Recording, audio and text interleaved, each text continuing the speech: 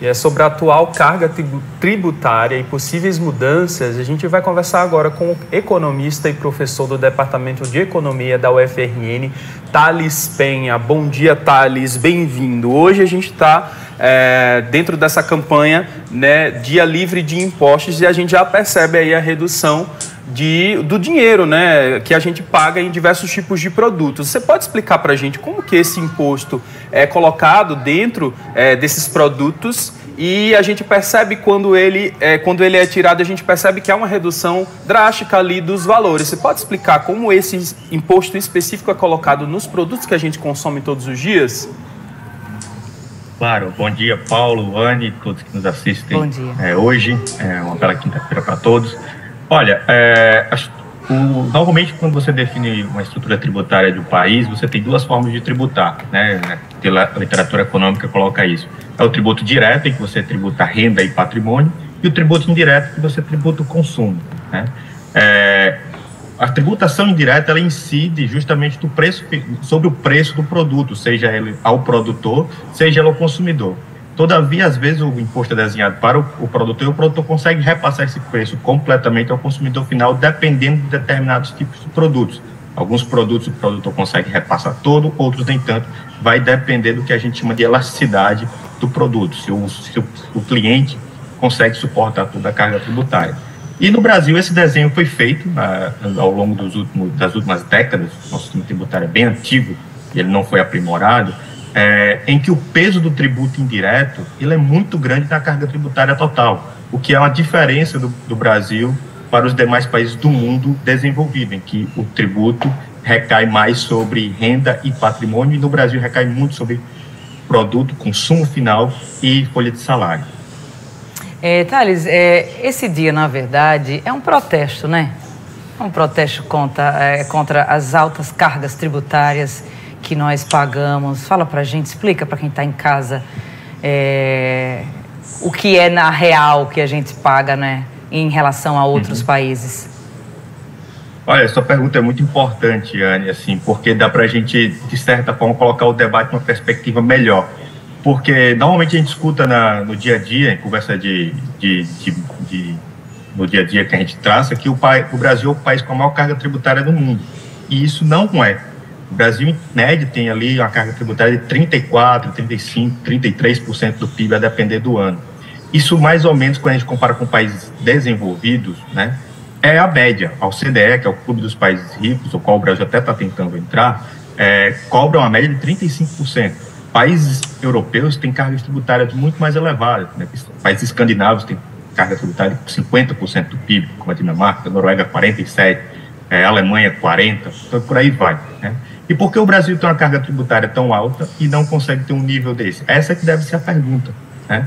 Não é porque a gente tem outra carga tributária muito alta, a gente tem uma carga tributária em média, mas o retorno, né, não é tal qual esses outros países que eu citei.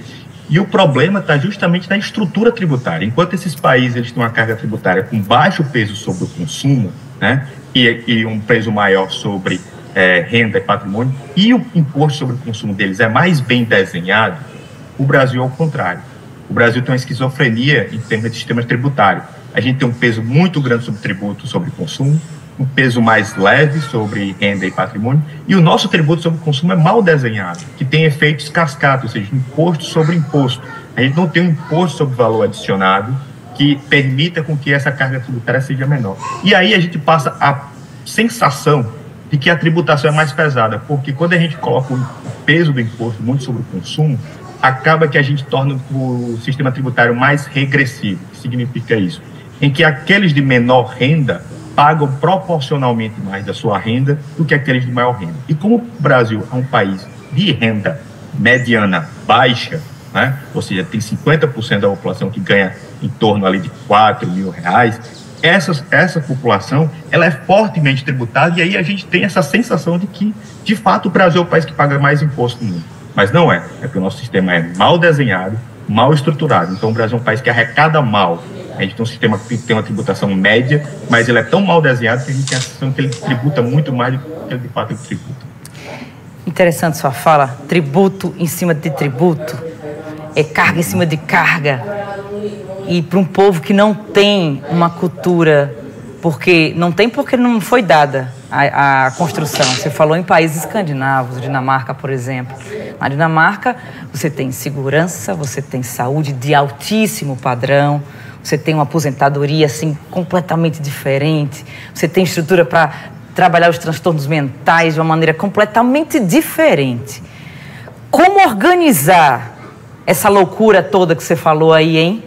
Ainda há tempo? Como seria, Thales? Eu fico com essa esperança no meu coração de que é possível, mas como? Qual o caminho? Olha, o professor Braulio Borges, da Federação da Getúlio Vargas, tem um estudo muito interessante que ele mostra que quando ele faz uma correlação entre carga tributária e desenvolvimento, ele acha uma correlação, não uma causalidade, mas uma correlação, e que cargas tributárias elevadas têm correlação com o desenvolvimento. E o Brasil é o único, o Brasil e mais outros 3 países, né, são os únicos que fogem dessa correlação. A gente tem uma carga tributária que deveriam ter um nível de desenvolvimento mais elevado, e não tem. E por quê? E uma das conclusões que ele coloca nesse trabalho é que o Brasil é um país que arrecada mal e gasta mal, né?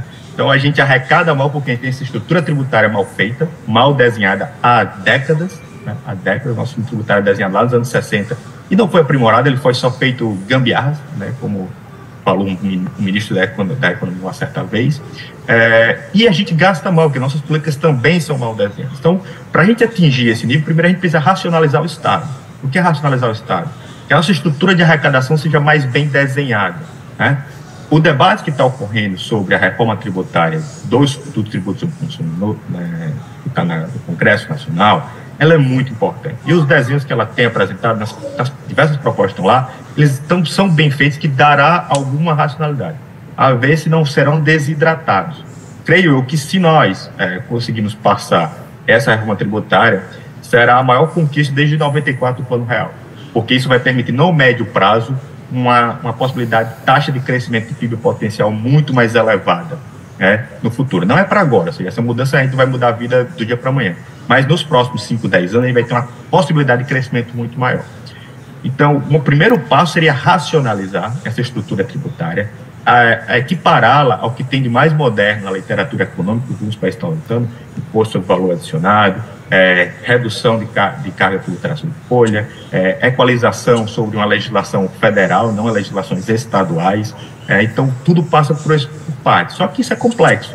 Então, isso demanda ser feito por etapas, porque você tem muitos interesses sendo mexidos ao mesmo tempo. Então, o primeiro caminho é começar com pequenos passos curtos, né? Então, ou seja, começar a reestruturar a carga sobre consumo.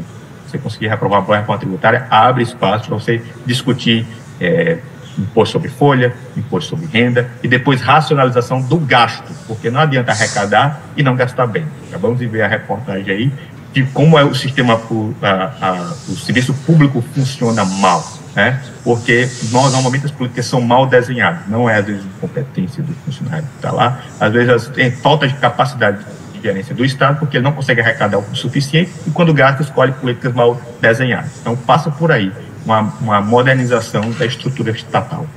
Professor, inclusive a gente já falou hoje sobre um tipo de imposto que é o imposto de renda, e tem gente perguntando aqui sobre a importância, né, da gente declarar esse imposto para a economia do Brasil. Olha, como eu falei, né, tem 2 tipos de tributo: tributo direto e o tributo indireto. A vantagem do tributo direto, o imposto de renda, é que ele é personalizável. Como assim? O agente público, o Estado, ele consegue definir o que a gente chama em economia de equidade horizontal e equidade vertical.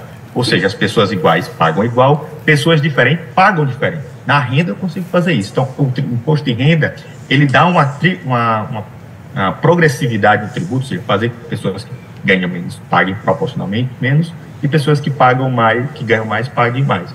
Diferente do imposto sobre o consumo, em que eu não consigo desenhar isso e acabo tributando todo mundo igual. Então, pessoas diferentes são tributadas de maneira igual, né? Então, a importância do imposto de renda é justamente essa capacidade de ser personalizável, o que dá um caráter progressivo ao sistema tributário, né? Que faz com que as pessoas, ao declararem, o governo consiga entender como está essa distribuição de renda e consiga ter uma estrutura melhor de desenhar quais seriam esses parâmetros de ajustar, qual seria a melhor maneira de colocar a alíquota em cada ponto. Então, o imposto de renda é importante nesse sentido. Tá ok, professor Thales Penha, professor da UFRN, economista, muito obrigado pela participação mais uma vez aqui no Bom Dia RN.